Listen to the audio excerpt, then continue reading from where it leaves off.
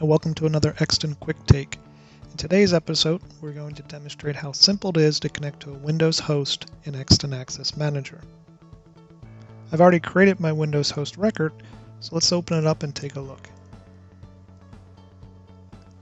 And here are the parameters that are required.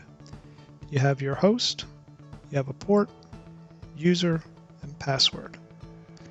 A couple of things to notice here is that the user that is in the record is not my personal account. So you can use any user account that has access to that remote host. And also the password. The password is obviously associated to the user account, but you'll also notice that it's concealed from my view. I can't select it, I can't expose it. I do not have access to unlock this. So the password is never available to me on this client machine. And even though it's not available to me, I still have the option to connect using it. To establish a secure session, simply click the Connect button, available up here in the upper right. In it, you'll have two options, Connect and Record.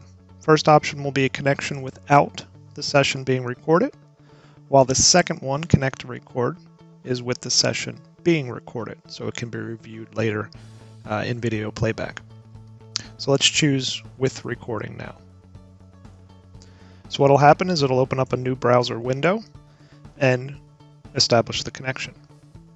This is done purely in the browser. There's no ActiveX, Java applets, or any other agents installed on this computer.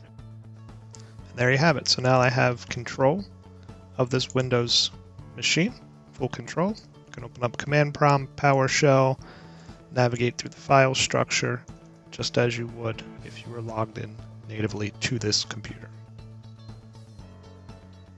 And just as normal, when you're done, you can simply close the browser if you want to disconnect a session, or you can sign off or disconnect as you typically would. It's also important to note that audit events during that session were generated and captured, and also, as I mentioned, video recording in this example was taken, and we'll cover that in another quick take later on. But for now, that is how to connect to a Windows host.